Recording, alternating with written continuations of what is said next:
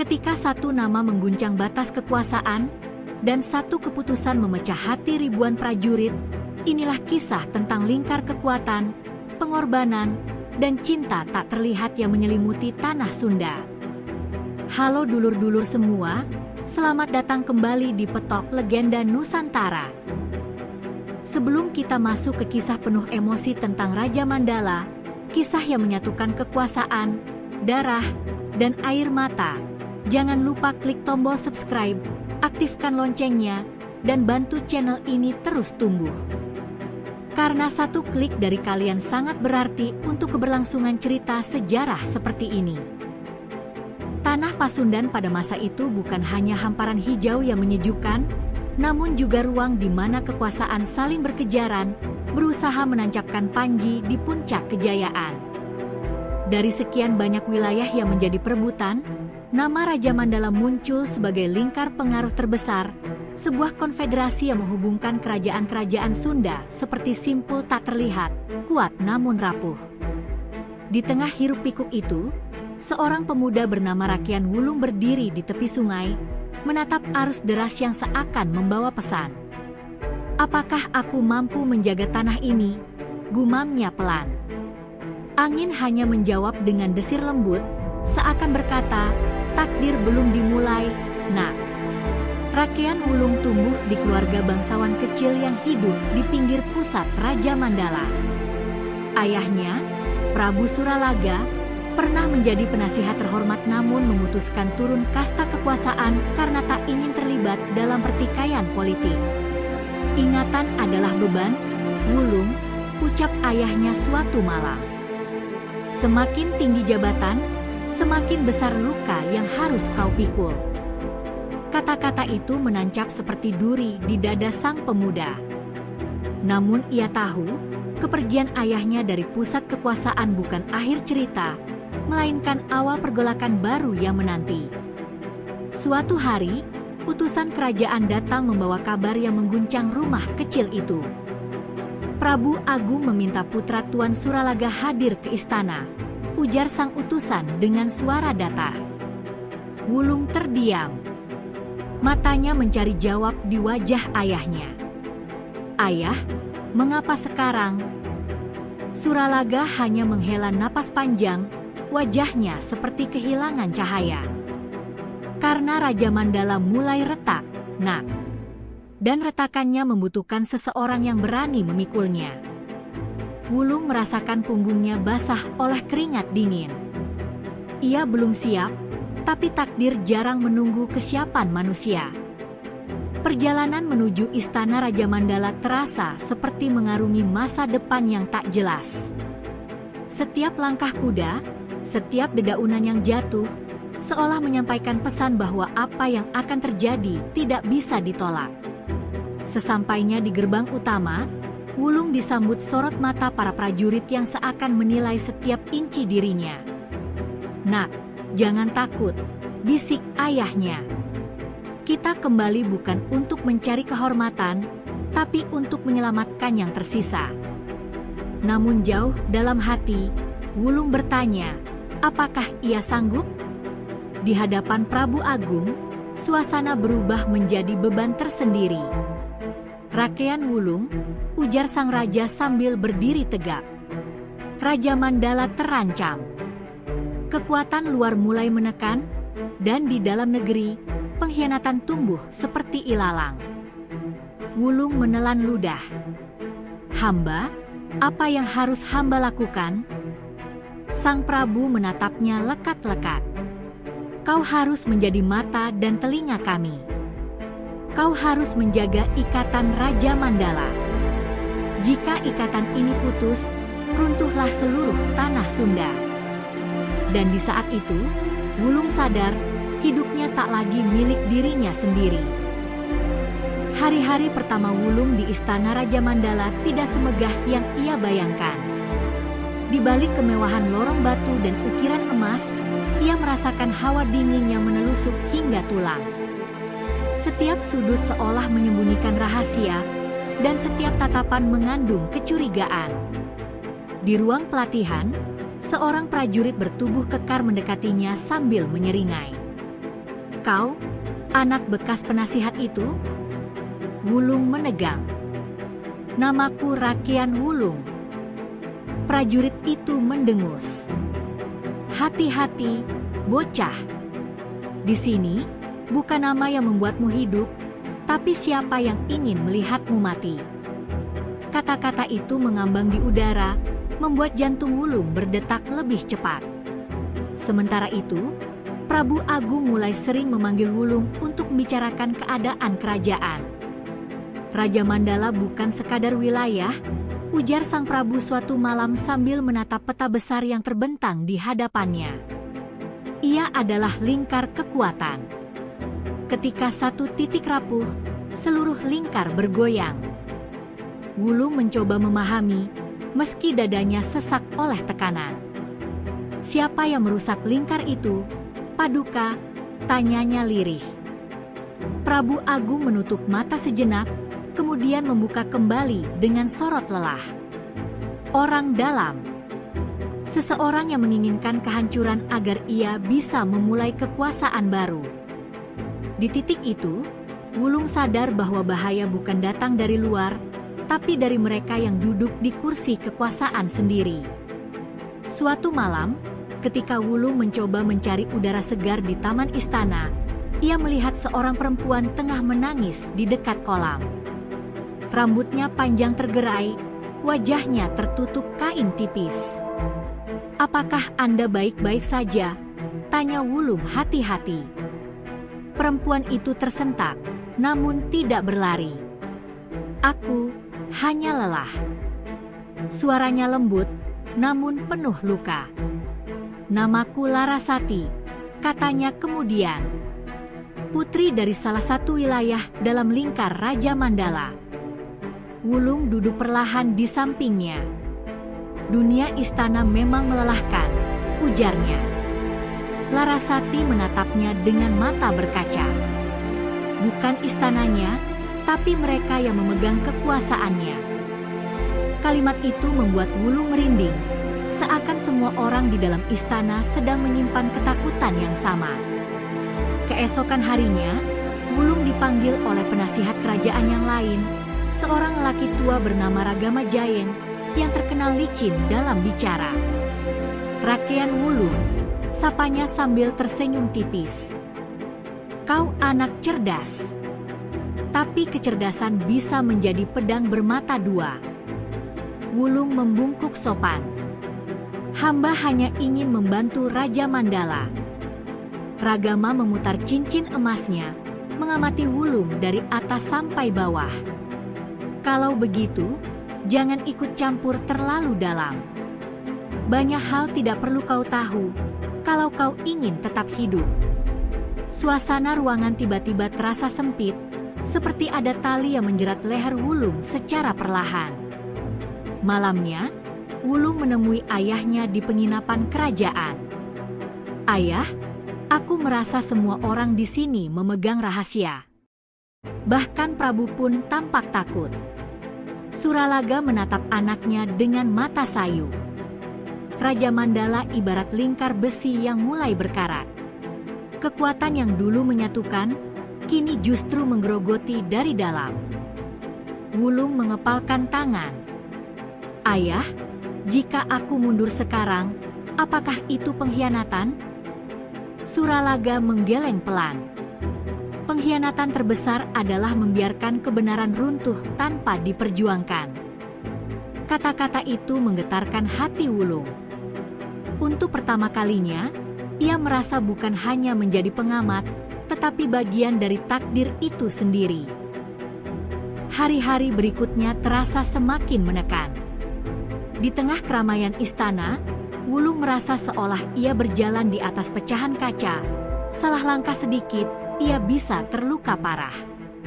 Ketegangan itu memuncak ketika suatu pagi, para prajurit menemukan simbol Raja Mandala tergores di dinding istana dengan warna merah darah. "Ini pertanda," bisik seorang prajurit. "Pertanda bahwa lingkar kekuasaan sedang diberi peringatan atau tantangan." Wulung mendekat untuk melihat lebih jelas, namun sebelum ia menyentuh dinding itu, seorang suara tajam menghentikannya. "Jangan dekat-dekat, Wulung." Ternyata Ragama Jayeng. Tatapan pria tua itu menusuk, seperti ingin memastikan Wulung tidak mengetahui terlalu banyak. Di ruang strategi, Prabu Agung tampak gelisah. Ia memandang para penasihatnya satu persatu, seakan sedang mencari siapa yang menyimpan racun di dalam senyumannya. "Kita sedang diintai," ucap sang Prabu dengan suara berat. "Dan orang yang melakukannya bukan dari luar, tapi dari lingkar kita sendiri." Wulung yang berdiri di sisi belakang mencoba membaca wajah Ragama Jayeng dan para bangsawan lain. Namun, ekspresi mereka terlalu lihai untuk diuraikan. Ketika pertemuan bubar, Wulung memberanikan diri bertanya, "Paduka, apakah hamba bisa membantu mencari pelakunya?" Sang Prabu memandangnya sejenak lalu berkata, "Bukan mencari, tetapi memahami siapa yang paling diuntungkan dari kehancuran Raja Mandala." Sore itu, Wulung kembali bertemu Larasati di taman istana. Perempuan itu tampak lebih pucat dari sebelumnya. "Wulung, apa kau juga mendengar desas-desus itu?" tanyanya dengan suara bergetar. "Desas-desus yang mana?" Wulung mendekat. Larasati menatap sekeliling memastikan tak ada yang mendengar, lalu berbisik, "Beberapa wilayah dalam lingkar Raja Mandala ingin melepaskan diri. Mereka ingin membangun kekuatan sendiri." Wulung menahan napas. "Itu gila. Jika satu wilayah lepas, lingkar akan pecah." Larasati mengangguk pelan. Dan seseorang di istana memimpin gerakan itu. Air matanya jatuh tanpa ia sadari. "Aku takut, Wulung." Wulung menggenggam tangannya, berusaha menenangkan. "Selama aku di sini, kau tidak sendiri." Namun ketenangan itu tidak berlangsung lama. Malam hari, istana diguncang kabar bahwa salah satu prajurit senior ditemukan tewas di ruang gudang senjata. Wulung sempat melihat tubuhnya, penuh luka seperti habis disiksa sebelum dibunuh.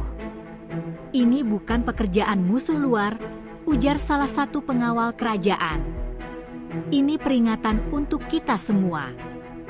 Dalam kekacauan itu, Wulung melihat seseorang menghilang dari kerumunan Ragama Jayeng. Heran bercampur curiga membuat Wulung mengejarnya. "Tuan Ragama," panggilnya. Namun lelaki tua itu hanya menoleh sebentar dan berkata dengan suara datar, "Bocah, kau belum siap melihat apa yang sesungguhnya terjadi di balik dinding ini." Lalu ia berjalan pergi, meninggalkan Wulung dengan rasa takut yang makin sulit dibendung. Saat kembali ke kamarnya, Wulung menemukan secarik surat diselipkan di bawah pintu. Tinta hitamnya tampak baru, dan tulisan di dalamnya hanya berisi satu kalimat, "Jangan percaya siapapun, bahkan mereka yang tampak seperti pelindung." Wulung menatap kertas itu lama, dadanya berdegup kencang. Apa maksudnya? Siapa yang menulis ini? Ia membacanya berulang-ulang, seakan setiap huruf menyimpan ancaman dan petunjuk sekaligus. Dalam kesunyian malam, Wulung akhirnya menyadari satu hal. Permainan kekuasaan ini bukan hanya soal siapa yang kuat, tapi siapa yang mampu membedakan teman dari musuh. Dan ia sedang berada di tengah medan perang yang tidak terlihat. Beberapa hari setelah surat misterius itu muncul, Wulung memutuskan untuk mengawasi gerak-gerik setiap orang yang berhubungan dengan lingkar kekuasaan. Namun semakin ia memperhatikan, semakin ia merasa bahwa semua orang memiliki sesuatu yang disembunyikan. Bahkan para pelayan istana berjalan dengan langkah gugup, seolah mereka tahu badai besar sedang menunggu meledak. Suasana semakin mencekam ketika Prabu Agung jatuh sakit mendadak. "Ini bukan sakit biasa," ujar tabib istana yang datang memeriksanya. "Ada racun halus yang bekerja perlahan." Mendengar itu, Wulung merasa dadanya ditusuk belati. "Racun? Dari siapa?"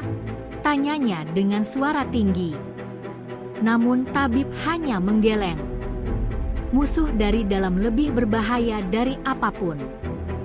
Kata-kata itu membuat Wulung sadar bahwa sang pengkhianat mulai bergerak secara terang-terangan. Dengan izin terbatas dari Prabu Agung yang sakit keras, Wulung mulai menyelidiki dapur, ruang penyimpanan, hingga tempat para abdi tidur. Di sana ia mendengar bisik-bisik mencurigakan. Katanya, lingkar Raja Mandala akan segera pecah, bisik seorang pelayan. Dan ada bangsawan yang ingin menggantikan Prabu. Wulung mendekat secara diam-diam dan bertanya, "Siapa bangsawan itu?" Kedua pelayan itu tersentak ketakutan. Kami tidak boleh bicara." Salah satu dari mereka gemetar sambil berkata, "Jika kami bicara, kami bisa menghilang seperti yang lainnya." Ketakutan itu nyata. Terlalu nyata, hingga membuat Wulung yakin bahwa pengkhianatan ini telah berlangsung lebih lama dari yang ia kira. Di taman sore itu, Wulung mencari Larasati. Ia butuh seseorang yang bisa ia percaya, meski ia tahu percaya pun bisa menjadi kelemahan. Ketika menemukan Larasati duduk di tepi kolam, wajah perempuan itu tampak kusut dan gelisah. "Larasati," ucap Wulung perlahan. "Aku butuh kau menjawab dengan jujur, apakah keluargamu terlibat dalam rencana pemecahan lingkar?" Larasati menatap Wulung dengan air mata berkumpul di pelupuk mata. "Aku tidak tahu, Wulung, tapi aku mendengar ayahku sering bertemu Ragama Jayeng secara diam-diam." Wulung terdiam, matanya membulat. "Ragama?" Jadi dia benar-benar. Larasati buru-buru menunduk. "Aku takut mengatakannya. Tapi, mungkin dialah yang selama ini mengatur semuanya." Kata-kata itu membuat dunia Wulung seakan berhenti berputar. Wulung segera menuju ruang kerja Ragama Jayeng. Ketika ia masuk, pria tua itu duduk dengan tenang di balik meja, seolah sudah menunggu. "Jadi kau akhirnya datang," ujar Ragama sambil tersenyum kecil. "Kau pikir kau bisa menyembunyikan kecurigaanmu dariku, Wulung?" Wulung mengepalkan tangan. "Padahal kau adalah penasihat kepercayaan Prabu. Kenapa kau melakukan semua ini?" Ragama berdiri perlahan, suaranya merendah namun penuh racun. "Karena Raja Mandala sudah busuk. Kau tahu siapa yang membuatnya begini? Para raja yang lemah. Prabu Agung terlalu lemah. Dan lingkar ini layak diatur oleh seseorang yang lebih kuat." Wulung melangkah mundur, merasa ngeri. "Kau meracuni Prabu?" Ragama tertawa kecil. "Tepat sekali. Dan setelah lingkar pecah, aku akan menyatukannya kembali dengan caraku." Pertemuan itu berakhir ketika Ragama mencoba menusukkan belati tipis ke arah Wulung. Refleks, Wulung menangkis dan berlari keluar ruangan. Nafasnya memburu, keringat dingin mengalir. Ia tahu, ia baru saja menantang seseorang yang jauh lebih berbahaya dari yang ia bayangkan. Di lorong panjang istana, ia berbisik pada dirinya sendiri, jika Ragama dibiarkan, Raja Mandala akan hancur malam ini juga. Wulung memutuskan satu hal, ia harus menyelamatkan Prabu Agung, menyatukan kembali lingkar kekuasaan, dan membuka wajah pengkhianat itu di depan semua orang. Namun, ia sadar, mulai sekarang nyawanya bukan hanya terancam. Ia sudah menjadi target utama dalam permainan tak terlihat yang telah berjalan bertahun-tahun. Malam itu istana Raja Mandala seperti jantung yang berdetak terlalu cepat. Api obor di setiap sudut bergoyang hebat diterpa angin, seolah ikut gelisah akan apa yang segera terjadi. Wulung berlari menuju ruang peristirahatan Prabu Agung, napasnya memburu, langkahnya tak sempat lagi mempertimbangkan bahaya. Begitu ia tiba, dua prajurit kerajaan tampak roboh tak bernyawa di depan pintu. Tidak. Ragama sudah sampai duluan, desisnya.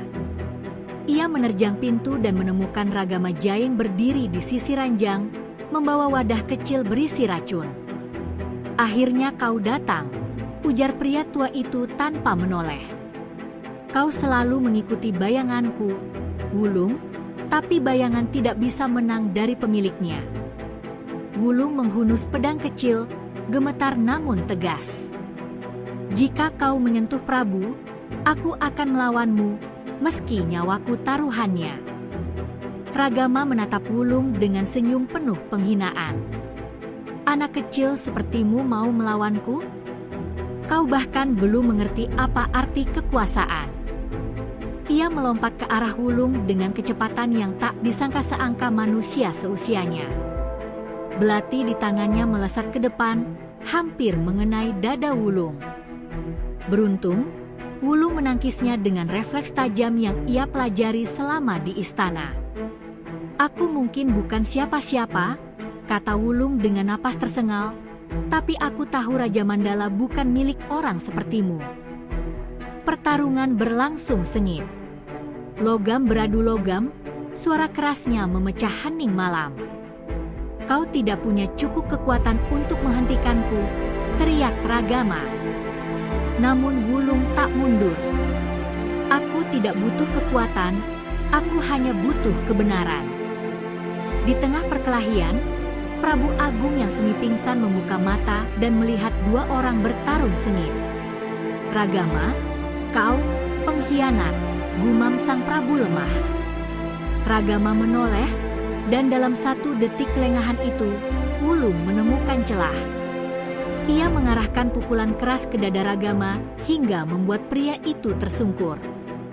Kau mengkhianati seluruh lingkar kekuasaan, Ragama, teriak Wulung. Namun Ragama bangkit kembali, matanya dipenuhi kebencian yang membara. Lingkar kekuasaan? Itu semua hanya ilusi. Yang nyata hanyalah siapa yang memegang kendali. Ia menyerang lagi, kali ini lebih brutal. Wulung merasa lengannya hampir lumpuh, namun ia tetap bertahan. Kendali tanpa keadilan hanyalah tirani, jawabnya tegas meski napasnya memburu. Tepat ketika Ragama hendak menusukkan belatinya ke jantung Wulung, suara teriakan keras terdengar dari belakang. Wulung! Larasati menerobos masuk bersama beberapa prajurit setiap Prabu Agung. Teriakan itu membuat Ragama teralihkan sesaat, dan kesempatan itu tidak disia-siakan oleh Wulung. Dengan seluruh tenaga tersisa, Wulung mengayunkan pedangnya ke arah tangan Ragama hingga belati itu terlepas. Pria tua itu jatuh tersungkur memegangi lengannya. Ini belum selesai. Ragama terengah-engah. Dua prajurit langsung menahannya, namun Ragama tetap tertawa lemah. Raja Mandala sudah retak. Kalian terlambat. Wulung menatapnya tajam. Tidak. Kau yang terlambat memahami bahwa kekuatan sejati bukan berasal dari ketakutan, tapi dari persatuan.